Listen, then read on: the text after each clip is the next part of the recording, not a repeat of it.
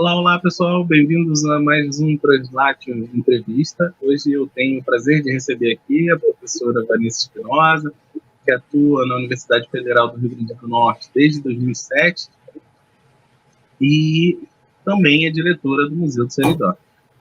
Vanessa, é um prazer te receber aqui no Translatio Entrevista. Queria te agradecer o aceite, pela participação, a disponibilidade do seu tempo. Eu tenho certeza que vai ser uma tarde muito agradável aqui, a gente conversar um pouquinho, saber um pouco mais da sua trajetória no ensino de história medieval e também no ensino superior, né, de forma geral. Bom, Vanessa, reforço o agradecimento do Thiago, é um prazer tê-la aqui conosco nesse dia.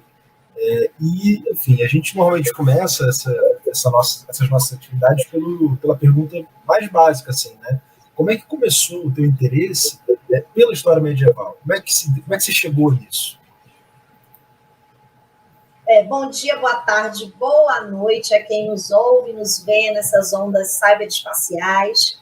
É uma alegria enorme estar compondo aí esse trabalho hercúleo, gigante, importante que vocês fazem para a gente pensar pesquisa, ensino, sobretudo em história medieval no nosso país, sabe? Então, para mim é uma alegria enorme, Tiago e Eduardo, contribuir de alguma forma. Espero que o Rio Grande do Norte esteja aí no catálogo, de alguma forma, representado. Eduardo, então, eu sou uma pessoa que tenho muita dificuldade de explicar quem eu sou, porque normalmente as pessoas se conseguem delimitar geográfico, espacialmente, um território, né, de vida, e isso meio que também define a sua trajetória de trabalho, no meu caso, de vida acadêmica. Não é o que acontece comigo, porque eu fui uma graduanda da Universidade Federal do Pará, onde eu estive ali com muita sorte, num período do final dos anos 90, a minha graduação, ela teve muito a ver com uma aproximação primeira com história medieval e moderna, com dois especialistas que era alguma coisa assim muito difícil no final dos 90 para o início dos anos 2000, que no caso eu tive o Rafael Chamboleiron, que é lá da UFPA, e o Pere Petit, que inclusive ele eu vou dizer que ele é espanhol, mas ele não vai gostar, porque aí ele tem assim essa matriz também ali para o outro lado, sabe? Então, mas a matriz dele vamos dizer assim, ibérica, né? E com isso eu tive já a primeira aproximação com história medieval. Gostei bastante. E me lembro que gostava tanto que durante as possibilidades de a gente pensar, na época era bacharelado e licenciatura, não sei se todo mundo alcançou essa formatação de graduação, mas na minha época você saía com os 2 diplomas, quer queira, quer não queira. Então a gente tinha uma graduação obrigatória nas duas, que a gente chamava de as 2 habilitações. E aí você era obrigada a pensar um projeto, né, de final de curso, a sua monografia, e sempre iniciação científica e tal. E eles foram, assim, muito importantes nesse meu interesse. Um dia eu cheguei e perguntei para o Rafael, né, que eu amava os encontros, as leituras e tudo mais, e falei que eu queria estudar a Inquisição. Quando eu falei isso, foi uma decepção gigante, foi daí que eu aprendi, né? Foi logo aquele impacto, assim, com, sei lá, 19, 20 anos, que ele virou para mim e falou assim, olha, é o seguinte, primeiro, tipo assim, isso não é bem medieval. Segundamente, você precisa de fontes, e isso nós não temos facilmente aqui. Portanto, tá meio difícil esse negócio se desenrolar. E eu estava no norte do país, como eu falei para vocês, finalzinho dos 90 para o ano de 2000, e realmente vocês imaginam aí o que seria eu ter fontes do que seria, sei lá, alguma visita, né, da Inquisição aqui América Portuguesa e tudo mais. Mas eu queria e achava aquilo maravilhoso, muito menos ir para a Europa, né? Era uma coisa assim impossível. Então, essa minha aproximação ficou só nesse campo de interesse, frustrado em seguir as minhas pesquisas nesse campo. Logo que eu saí, eu comecei num projeto que a universidade tinha de interiorização, que não era como o Reúne foi depois. Eu estou quase aqui fazendo uma arqueologia do ensino do Brasil, né? Mas é interessante, porque aí a primeira coisa que eles precisavam de uma pessoa docente era de medieval para ir para uma cidade do interior do Pará, logo depois que eu acabei a graduação e passei no mestrado. Falei, nossa, que oportunidade ótima, vou lá na cidade fazer esse módulo e vou conseguir, inclusive, grana para eu seguir meus estudos. E aí foi a primeira vez que eu peguei aquele arcabouço que eu ganhei na graduação com esses especialistas e comecei a montar um curso de medieval na minha vida. E ali foi a minha primeira aproximação e esse interesse por história medieval. Mas obrigado pela resposta, Vanessa. E aí, assim, aproveitando, já que a gente já está aqui falando, né? Você falou dessa primeira experiência lá que você foi para o interior para dar um módulo e tal. E aí a gente queria já puxar, né? Porque para saber um pouco como é que foi a sua trajetória docente. Então, você já começou ensinando história medieval, você chegou a estar na educação básica, não atuou na educação básica, foi só no nível superior. Como é que foi esse processo para você? Então, durante o período da graduação, era uma geração que fazia estágio e também lecionava em escolas, principalmente escolas de bairro, privadas. Era muito normal a gente ter esse acesso. Então, tenho até hoje uma amiga que ela é professora no Norte também. Eu acho que ela está... Depois eu vou lembrar o nome da faculdade que ela está lá, mas é a mesma que acho que é a mesma que o Silvio está. E ela, só que ela está no pessoal da educação lá, com ensino de história, alguma coisa assim.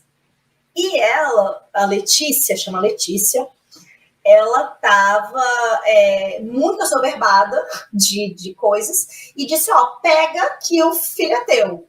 E aí, dentro da própria graduação, eu tive esse início, essa iniciação ao ensino que tinha coisas de medieval, mas tinha de história do Brasil, como vocês podem imaginar, de tudo, assim, que era basicamente os anos de cursinho, que a gente chamava, o último ano, e também para quem estava no antigo quinto e sexto ano, que hoje seria sexto e sétimo anos. Então, foi uma experiência de, um ano, rápida, fora os estágios, e depois eu já entrei para o ensino universitário nessa primeira experiência, que foi um módulo tal de um mês. E só depois que eu fiz o meu mestrado, bem rápido, assim, em 2005, eu me graduei, me pós-graduei, né, como mestra na PUC de São Paulo, trabalhando sobre o Pará, sobre o início do século XX, ou seja, nada a ver com o medieval.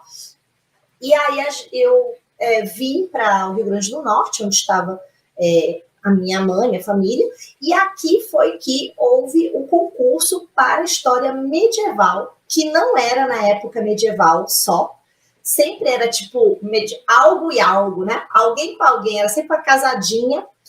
Dada a precariedade, nós sabemos todas e todos, né, de a gente conseguir vagas. Então, as universidades faziam muito isso. Então, eu sou dessa geração, de 2007, eu não tinha nem 26 anos completos, e aí eu entrei como professora efetiva, né, no campus que eu estou hoje, que é o de Caicó, que tem o curso de História, além de Natal, que também tem a licenciatura e bacharelado em História. Então, daí a minha cadeira foi História Medieval e Moderna. Então, eu transitei nesses dois temas durante alguns anos. Foi aí que começou mesmo, direto na universidade. Vanessa, obrigado pela sua resposta. Deixa eu te pedir uma gentileza. Você podia falar um pouquinho como você planeja seus cursos, como você pensa esses cursos que você oferece aí na Federal do Rio Grande do Norte? E assim, se possível, você realizar uma reflexão. Eu sei que isso é difícil pedir assim, mas como é que foi esse seu processo, chegando à universidade? Como é que você pensava o seu curso? E agora você pensa ele muito diferente? O que mudou ao longo desse processo, nas suas construções de curso, né, vamos dizer assim? Sim, obrigada por essa pergunta.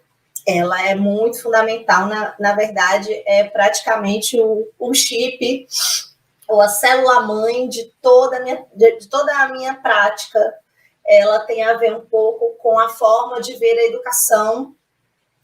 E aí eu coloco minhas energias em medieval, porque a gente chama aqui a cadeira com a qual a universidade me acreditou ser possível, né? Então, eu tinha esse desafio já, Eduardo e Thiago, e quem nos ouve, de entrar sem ser especialista. Então, eu entrei numa época em que, se eu fosse uma boa, como se diz, se eu conseguisse defender de uma forma didática, bem, o meu tema oralmente, e se eu fizesse uma boa prova escrita, demonstrando que eu tinha domínio e conhecimento dos autores e autoras, né, que eu estava ali defendendo, enfim, né, do que seria a prova escrita, e tivesse um currículo minimamente, obviamente, né, na prova de títulos, eu estaria dentro. Então, eu entrei como mestra numa época em que realmente era esperado que tivesse doutoras e doutores para concorrer. Só que como o meu campus fica a 270 quilômetros da capital, em 2006, que era o período do edital e tudo mais, não apareceram doutoras e doutores. Então, eles tinham uma cláusula no edital que rebaixava para mestres e mestras, caso não aparecesse naquele período. E aí foi nessa que eu entrei, né? Então, essa experiência em si, né? Eu entrei muito nova, com uma experiência pregressa pequena, que era só na universidade, por um módulo, uma coisa muito pontual, e comecei a experimentar coisas. Mas, assim, eu não deixei de experimentar coisas até hoje, meninos. Assim, não deixei. É a matriz da coisa que faz a gente ser quem a gente é enquanto docente. No meu caso, se eu me acomodar, algo em mim morreu. Assim, essa vitalidade da minha existência docente, ela precisa de desafios. E história medieval, além de ser um xodó, assim, uma coisa importante que me chama desde, né, graduanda, tem esse lado também de me oportunizar a trabalhar com uma coisa que eu comecei a perceber. Em 2007, vocês, obviamente, vão lembrar, não sei se todo mundo que nos ouve vai saber, mas a gente tinha blogs. No máximo, blogs, era o que tinha de mais moderno, era você ter blog, né? E aí, com muito entusiasmo, não sei, talvez o Orkut, enfim. Então, essa nossa relação com as novas linguagens, isso sempre me atraiu. E eu sempre percebi que eu precisava entender o meu público e não que eles viessem me entender. Então, essa foi a primeira coisa que eu queria entender. Óbvio que hoje eu tenho práticas, eu sou muito mais segura nas minhas práticas docentes. Era muito ruim para mim quando eu saía do quadrado das aulas conferência, como a Isabel Barca lembra, né? E eu não fazia isso. Eu buscava métodos de autonomia discente, novas linguagens para fazer atividades e tudo mais, e isso incomodava muito, né? O espaço escolar e, sobretudo, universitário, ele não estava preparado para isso. Então, essas experimentações, elas geraram tensões na minha trajetória docente, muitas tensões. Eu tive que trabalhar por 5 anos como docente no campus de Natal, como, por exemplo, História Moderna. Então, nesse momento que eu tive que ser realocada ali por questões de direito trabalhista, que eu estava cuidando da minha mãe, eu tive que ficar lá e contribuir com isso, né? Nesse período, se não era ouvidoria, eu ia para recebia reclamações nas coordenações, né? As pessoas que coordenavam o curso me chamavam e perguntavam. Então, quando você chega, você causa mesmo esse... Eu acho que todo professor, professora que entra, ela vai cheia de ideias, cheia de querer fazer coisas, e acontece, né? E eu era bem mais insegura, ficava pensando, refletindo, porque chegou uma época que uma turma se organizou, causos, uma turma se organizou e fez um texto para o coordenador na época, dizendo quantos % que eu falava em sala, que eu ministrava, vamos dizer assim, aulas, e foi muito interessante, porque diz assim que, tipo, sei lá, 55% na primeira unidade, na segunda, 30%, na terceira, 20%, que era a época que eles faziam seminários e participavam, então minha atuação era legal. Ou seja, estava dando certo. Nas primeiras, mais teóricas, você trabalhava mais os conceitos, tentava ajudá-los mais a pensar aí, que é mais difícil.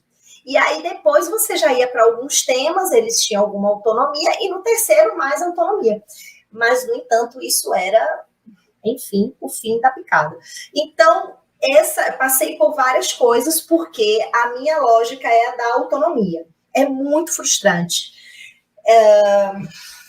sentar ali e ficar 1 hora, 2 horas falando do texto solitariamente e achando que aquilo ali vai resolver todos os problemas da humanidade. Então, essa percepção, que é um respeito ao outro e à outra, sim, e a certeza da competência e desenvolvimento humano que tem na autonomia, que a minha trajetória docente sempre foi marcada com isso. Algumas vezes mais tensas, outras vezes não. E medieval é muito interessante, a história medieval, porque é muito difícil que algum graduando ou graduanda entre na universidade sem trazer aí um escopo, uma bagagem, né? Uma consciência histórica, inclusive, sobre medieval. E isso eu uso a meu favor, obviamente, para provocar, para perguntar. E aí, cada vez mais, eu fui introjetando tecnologias digitais da informação e da comunicação nas minhas práticas docentes em medieval. Então, hoje, eu já posso dizer que eu tenho um catálogo muito legal, a partir dos projetos de ensino, né? A universidade tem projetos de ensino, que apoia, dá bolsas para monitores e monitoras. Então, graças a isso, eu fiz várias experimentações que eu avalio que deram frutos e que, em algum momento, essas pessoas que se formaram, passaram ali por Vanessa, têm esses 2 letramentos, vamos dizer assim, né? Esse letramento histórico e esse letramento digital. Bem, pessoal, nessa entrevista, tivemos certos problemas técnicos que nos impediram de continuar a gravação de uma vez só. Então, agora aqui, mais ou menos na metade da nossa conversa, a gente fez uma mudança de cenários, mudança de roupas, tudo diferente, tudo mudando, mas para a gente seguir na nossa mesma empreitada. E Vanessa, a gente estava conversando lá uns dias atrás, quando tivemos esse problema técnico, e a gente parou bem no momento em que você estava falando sobre a questão da função social do medievalista, da função social do historiador. E aí, a gente, por conta desse problema, mais uma vez, a gente queria refazer essa pergunta para você recomeçar a responder, para a gente ter a tua resposta bem colocada, bem organizada, para a gente ter um vídeo bem bem fácil dos nossos milhares, talvez milhões de ouvintes conseguiriam ouvir de maneira adequada e compreensível. Então, Vanessa, a pergunta está de volta para você. Como é que você vê a questão da função social dos medievalistas, das medievalistas no Brasil, dos historiadores, das historiadoras? Como é que para você funciona essa questão? Eduardo e Tiago, assim, a gente tem alguns debates de medievalistas, historiadoras e historiadores muito pertinentes, refletindo sobre, desde a discussão por que em 2016, 2017, a BNCC foi, né, a base nacional do currículo, foi debatido em torno do tema: devemos ou não devemos ter história medieval nos currículos, né, nos currículos para o ensino básico. E, obviamente, isso refletiria no nosso fazer docente também nas universidades. Pois bem, é uma discussão importante, porque resvala nessa questão da função social. Ter história medieval, ou, enfim, pensar a antiguidade, pensar o que seria o medieval e o pré-moderno, né? Então, a gente tem, hoje, socialmente falando, para além do debate da pertinência ou não nos espaços escolares, uma vida, desde 2016, que denota, assim, uma justificativa enorme da gente seguir trazendo para o espaço escolar, que é reflexo, obviamente, das preocupações da nossa sociedade, os temas ou as discussões do que a gente chama aí desses medievalismos, né? Essa coisa da meta-história, da Metapídia, por exemplo, né? Quem não conhece pode dar uma olhada, dar um Google aí para ir no Metapídia e ver como que são as construções em torno desse passado, que a gente vai chamar de medieval, mas também esse passado, outros, né, que se diziam muito distantes e fora da lógica. A gente está ali trabalhando na graduação, trabalhando com os adolescentes, né? Por que a gente tem que fazer isso? E de 2016 para cá, parece que ficou cada vez mais claro que há essa ideia de criar uma história paralela, né? E dominar as narrativas, trazendo, inclusive, para o âmbito político, os temas que têm a ver com o que a gente estaria ali trabalhando em história medieval. Imagine você pensar os debates de hoje em torno, por exemplo, dos cruzados, né, sem associar com os grupos, com o Brasil Paralerdos, com o que acontece no Twitter. Gente, não é muito, muito importante a gente lembrar que exatamente o fascismo, o neofascismo, os grupos conservadores do presente se apropriam desse passado o tempo todo. E eu estou falando das cruzadas porque, claro, dentro do eixo Deus, Pátria e Família que a gente está pensando, anacronicamente ou não, esses grupos estão também associando que as cruzadas são movimentos que identificam esses grupos para, por exemplo, preservar o lugar de Deus, né? Logo, quem não está com Deus está contra a família, obviamente, a família que nem é o espectro medievalesco lá, mas é a família burguesa, e a gente está ali nessa loucura, né, sem ter os referenciais, por exemplo, dos medievalistas. Seria bem complicado. Uma outra coisa muito importante que acontece, além da resistência, né, em manter nos currículos o medieval, vamos dizer assim, para a gente trabalhar esses temas em sala, a gente tem também uma outra função que eu acho importantíssima, além dos é um aspecto também desse fascismo, do nosso tempo contemporâneo, que é a coisa do outro, né? A gente pode falar lá do orientalismo do Said? Pode também, mas assim, você ter hoje no carnaval pessoas que se trajam de terroristas porque estão lá com uma vestimenta, né, teoricamente árabe e com uma metralhadora, né? Então, esse é o desenho de um grande estereótipo e que ele, obviamente, assim como história medieval, né, foi datada e foi, enfim, ensinada dessa forma ali no 19 e tal, foi uma construção que, se a gente não tem pessoas para pensar e nos ajudar a estruturar toda essa cultura do mundo árabe ou islâmico, a gente também não tem como ter um suporte para falar, por exemplo, sobre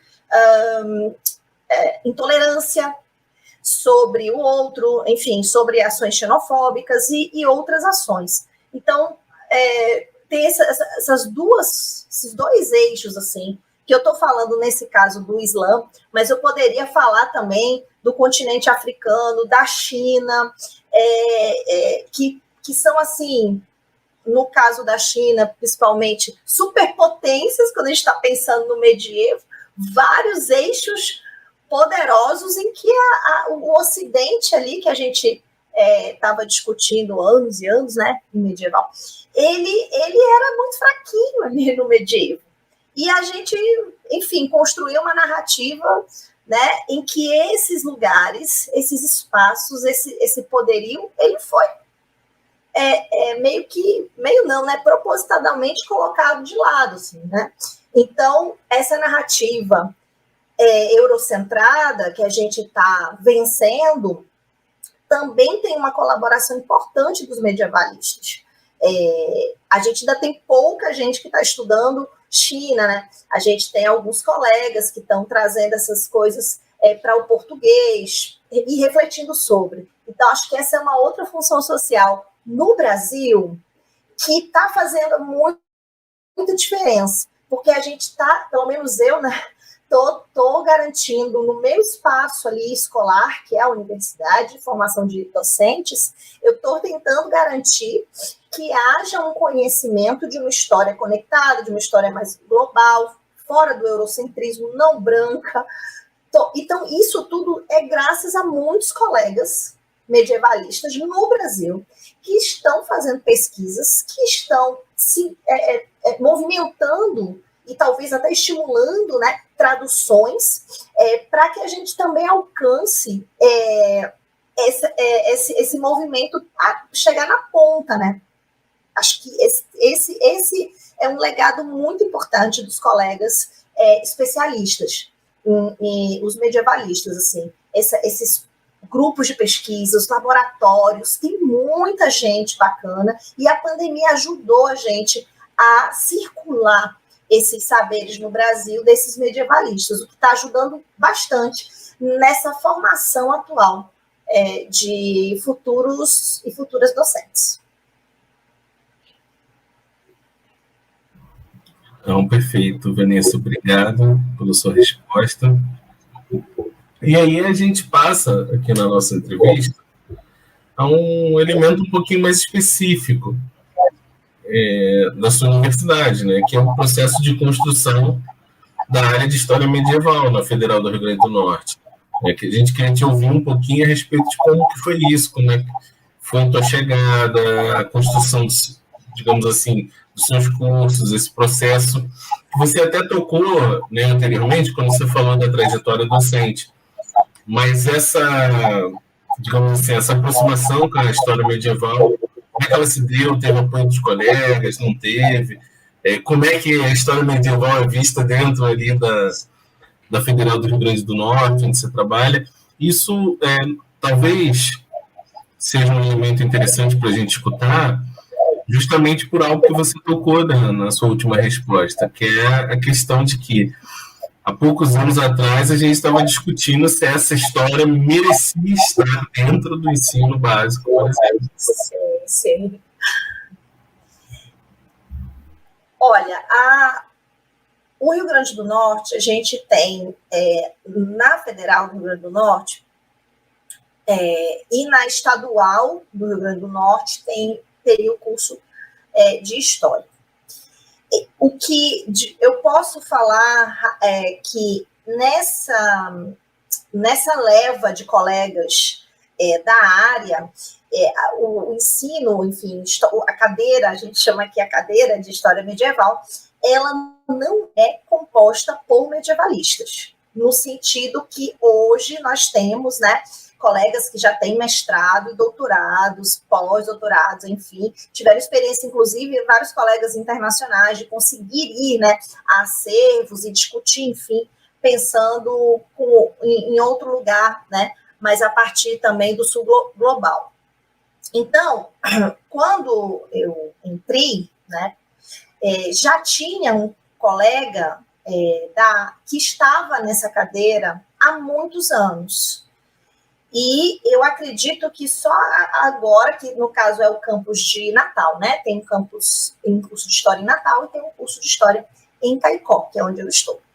Então, de lá de Natal eu tenho memória disso. Então, quando eu estive lá como substituta ainda, né? Nos idos de 2006, era esse colega que já levava o componente há anos. E estava dentro daquela esfera mais clássica, né, de trabalhar com história medieval, que é que nós conhecemos, né, sempre tendo os franceses como base, levando dessa forma. Pesquisas, por exemplo, vamos dizer assim, monografias e coisas do tipo, se você fizer um levantamento, você vai ver que é bem raro. Porém, nessa minha segunda estada em Natal como docente, nesse caso era mais de moderna do que de medieval, porque o colega, né, tinha as cadeiras lá até pouco tempo, nós tivemos aí uma colega que chegou e ela era especialista no que a gente chamaria de alta idade média, né? Então ela pegava ali a antiguidade tardia, vamos dizer assim. E aí uma especialista muito, muito boa. E aí, nesse momento, já tínhamos alguns trabalhos, ela já começou a movimentar essa questão da pesquisa. Ocorre que ela se desvinculou da UFRN em poucos anos. Assim, eu digo poucos, né, porque eu estou lá, sei lá, 17 anos, e acho que com uns 4 anos ela foi. Ou seja, voltamos para a estaca anterior, sem especialistas na área. No caso de Caicó, como eu entrei em 2007, então a cadeira de medieval ou moderna, né, no caso medieval, ficou exclusivamente para a minha pessoa. Então, como construir alguma coisa, né? Raras monografias na área também existem aqui. Eu me lembro que quando eu entrei, eu fui para uma banca em que enfim, a graduanda estava falando sobre um castelo medieval, né, inspirado no medievo, que foi construído aqui na região do Seridó. Então, isso foi feito, né? Então, você vê que é uma coisa ali e outra aqui. Eu me lembro, inclusive, que aquele texto do Hilário, eu não sei se ele é de 2015, enfim, aquele texto que ele fala das raízes medievais, um capítulo, né, do Brasil. Esse texto eu comecei a introduzir porque a gente tem a literatura de cordel, a gente tem realmente algumas relações, vamos dizer assim, na cultura que podem ser associadas a esse medievo, né? Comecei a aplicar isso para ver se eles começavam a abrir a mente para o debate. Porém, assim, de trabalhos, grupos de pesquisa, algo mais profundo medieval, a UFRN realmente eu não tenho conhecimento dela ter. O que ela hoje, na UERN, eu também perguntei, né? Até para eu reconhecer quem são os colegas que estão na cadeira, e lá me parece que também não tem ninguém efetivo da área trabalhando, e sim substitutos. Portanto, no Rio Grande do Norte, atualmente, tivemos um relampejo, sim, de esperança, e depois isso meio que se esmaeceu, né? O que a Vanessa, como é que ela constrói, então, dentro desse lugar, que é uma pessoa que estuda o medievo, mas ela não pesquisa, ela não produz, né? Eu tento ser uma colega que faz o melhor possível para que minhas turmas tenham as pesquisas mais atualizadas, mais dentro do que a historiografia está propondo, para trazer para o debate, para fazê-los refletir e formar esses futuros e futuras professores e professoras dentro do que a gente tem, o que eu considero, né, de melhor. Então, por exemplo, o que eu faço? Eu estudo em cima do que está sendo produzido com os colegas que são medievalistas, que pesquisam, que leem, que estão o tempo todo pensando no medievo. O Tiago Magela é uma das pessoas com quem eu troco reflexões, por exemplo, mas já tive outros colegas, e que a gente pensa efetivamente como fazer para que o sentido na licenciatura, que aqui a gente está com a licenciatura sobretudo, no espaço escolar. Então, refletindo em cima de todos esses eixos que eu falei para vocês, né? Por exemplo, agora eu consegui mudar o nosso projeto pedagógico e sair do que seria medieval 1, medieval 2, foi um avanço. E trazer o tema de ter um componente só para estudar o Oriente e outro só para estudar o Ocidente. Isso já foi, assim, bastante coisa para nós. No futuro, talvez, o nosso currículo fique mais diferentão ainda, porque a gente precisa fazer algumas escolhas para caber, e talvez medieval eu nem tenha esse luxo de ter 2 semestres só para pensar isso, né? Talvez eu tenha que pensar em optativas para aprofundamentos e ter só uma medieval, né? Isso pode acontecer, né? Mas, por enquanto, eu consegui esse avanço. Eu me lembro que o Renato Boy, uma vez, falou que soluções a gente vai dar, porque, veja, falar em Oriente e Ocidente fica parecendo que a gente está com componentes fechados, que aqui a gente só vai trabalhar o Ocidente e aqui a gente só vai trabalhar o Oriente, né?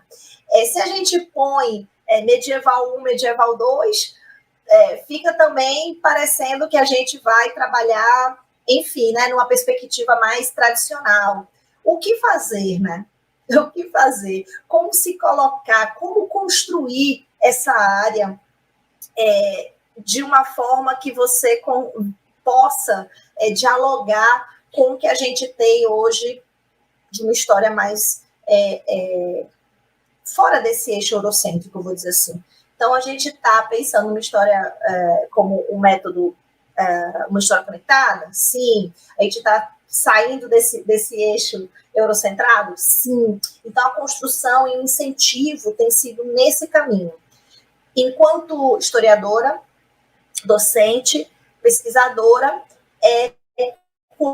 eu estou construindo a área. Qual é o meu forte? O ensino de história medieval. Como eu consigo contribuir de uma forma legítima, honesta, com a formação desses jovens e dessas jovens. E aí sim eu trabalho com as mídias digitais, eu vou trazendo elementos para eles refletirem metodologias ativas, um pouco das aulas oficina da Isabel Barca, eu vou trazendo esses elementos para confluir com o que seria o próprio típico da história medieval. Maravilha, Vanessa, muito obrigado pela tua resposta. E agora a gente vai para assim, a famosa, né, já famosa anedota, já famosa historieta que eu conto aqui. Vamos imaginar que você está na sua sala, está no seu gabinete, e você escuta aquelas batidinhas na porta, vem um aluno, vem uma aluna. Assim, professora Vanessa, assim, suas aulas foram inspiradoras, e assim, eu queria muito poder seguir trabalhando com Idade Média, ou com ensino de Idade Média, alguma coisa nesse sentido. O que eu preciso fazer para estudar isso? O que eu preciso fazer para continuar estudando esse tema? O que é dispensável, então, para um jovem medievalista, para um jovem historiador, se você quiser, historiadora, se você quiser ser mais abrangente um pouco na resposta?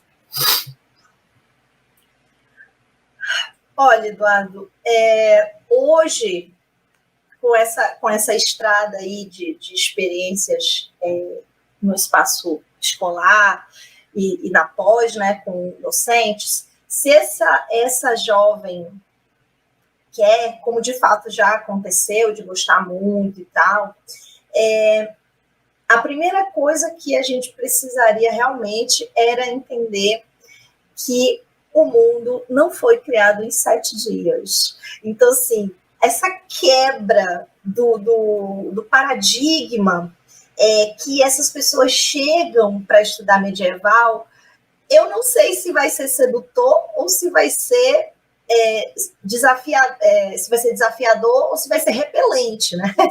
Essa quebra dos paradigmas, assim. Então, eu quero muito estudar medieval. Por quê? Então, eu perguntaria por quê? O que te anima, né? O que te fomenta, assim? Eu gostei muito de entender, por exemplo, porque eu gosto muito de jogos, né? E eu percebo que eu não tenho um domínio sobre isso. Então, a primeira coisa seria a gente romper alguns paradigmas. Provavelmente eu estaria ali trazendo exemplos, né? Tanto trabalho de referência que eu tenho ali, a Translatitude, eu estaria trazendo assim, um universo de provas para essa pessoa. Prove coisas. Escute tal coisa, escuta Otávio, escuta a Nery, e dá uma olhada aqui na Aline da Silveira, dá uma olhada aqui no evento dela. Eu acho massa o nome do evento dela.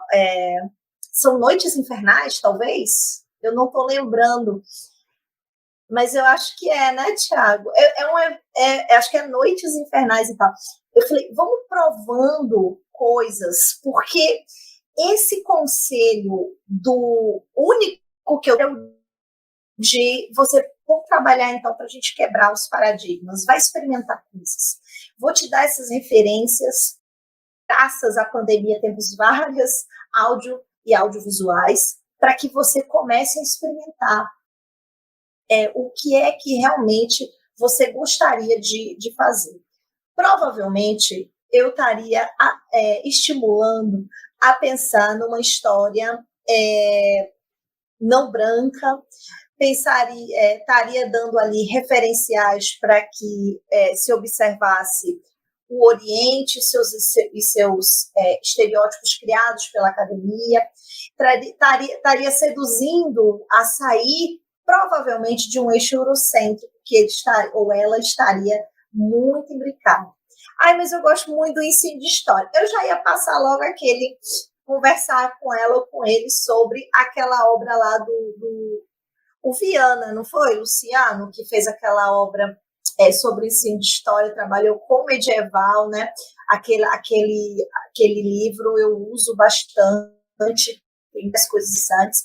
Então, nós vamos começar a estudar o ensino de história medieval observando essas produções que a gente mesmo está fazendo, para a gente começar a refletir de que lugar, desde aqui, a gente está no sul global, então, de que lugar dentro desse sul global, em que direção ou direções você quer olhar para esse passado. E aí, como a gente vai fazer isso? Com certeza, eu vou caminhar ali para uma quebra desses paradigmas eurocentrados. Era só o que eu ia fazer, porque não é muito o meu métier dizer exatamente como as pessoas teriam que pensar, sabe? Eu não tenho essa coisa assim. Então, o meu conselho seria só de dar um pouco de experimentações e voltaria a conversar com ela sobre isso. Pois é, Thiago disse ali que o evento da Aline é Semana Infernal. Gente, não sei porque eu pensei em noites, né? Eu não sei de onde que eu tirei as noites infernais. Vai que era algum evento aí que eu estava a fim de ir no universo e... Mas, enfim, né? Então, assim, essa curadoria, esse trabalho de curadoria que é legal, assim, que eu me empenho em fazer e trocar experiências com os colegas da área, é muito legal, porque parece assim que eu conheço todos eles, sabe? O Otávio, sim, tem materiais incríveis, o Paulo Pachá também, mas o Otávio, ele investiu não só na escrita, como num canal muito didático para explicar coisas basilares, sobretudo do que seria África e Ásia, né? E as suas relações, obviamente, com o euro, mas ficou tão interessante, tão bom, que realmente... Eu nem sei se eles e elas sabem, né, o quão fundamental são esses movimentos, que é uma história pública, né, que eles se propuseram a fazer, talvez pela pandemia, né, assim como vocês também. Então, às vezes, quero deixar esse registro aqui, os colegas não têm nem dimensão, mas, por exemplo, em várias universidades podem não ter especialistas, pesquisadoras e pesquisadores de medieval, e esses trabalhos, esses eventos, esses movimentos feitos de história pública estão transformando a universidade quando você tem colegas que, a meu exemplo, eu sei que eu não sou a única, se dispõem a se abrir e começar a incorporar essas novas linguagens e esses debates na formação de docentes. E essas pessoas... e parabenizo muito vocês por isso, estão contribuindo com a formação, sim, em História Medieval, enfim, professores e professoras de nosso Brasil. Beleza. Obrigado, Vanessa. Tem que ver esse evento aí das noites infernais, para ele sair de cena. Pois é. Vamos depois descobrir por que eu... Né? Estamos aguardando aí em Caicó. Todos aí anotem na agenda Noites Infernais no Museu do Seridó. Nossa! Boa ideia. O pessoal fica contando negócio dos fantasmas lá à noite no museu, né? Que é do século XIX, né? Era a antiga casa de comando cadeia. Vai que já estamos aí no clima, olha. Aí, viu? Bom, Vanessa, muito obrigado por participar aqui conosco. É sempre um prazer a gente trocar uma ideia. Vanessa tem sido uma colega muito próxima, né, nas angústias da docência, do ensino superior, né? Para aqueles que não estão muito acostumados e acham que a vida de docente no ensino superior é mil maravilhas, ela não é nada disso. Né? Eu fui completamente enganado durante meus tempos de graduação. Tem vezes que a gente tenta, assim como no ensino básico também, às vezes a gente pensa metodologias alternativas que nas nossas cabeças parecem muito boas, mirabolantes, mas quando você chega, elas acabam não dando certo, elas não encaixam como você achou que ia encaixar, e outras que você acha que não ia dar muita coisa acabam te surpreendendo. Então, acho que como diz um filósofo da educação, Gert Biester, é o risco belo que a educação tem, né? Às vezes ela nos tira do chão de uma forma muito sutil e feliz, né? E às vezes também a gente acaba indo para casa com a sensação de que tem que começar do zero. E assim, Foi muito legal te receber aqui, Vanessa. E a gente geralmente dá um espaço para os nossos convidados fazerem uma última saudação, né? Eu queria dizer que depois desse programa você vai ter muita dificuldade de andar nos aeroportos, né? Nosso séquito de seguidores, ele é fiel, vão querer seus autógrafos, entendeu? Vai ficar difícil para você se mover na rua. E a gente já pede desculpa antecipada por isso, mas não sei se você quiser deixar um até logo, mãe, estou aqui no Translate Entrevista, mandar um abraço para alguém, não sei, fazer um merchan. Gente, foi uma alegria me reunir com o Eduardo e o Thiago. Você que não conhece o trabalho deles, sigam, porque realmente são apaixonados no sentido positivo da palavra, estudiosos e apaixonados por essa nossa era medievalesca. E,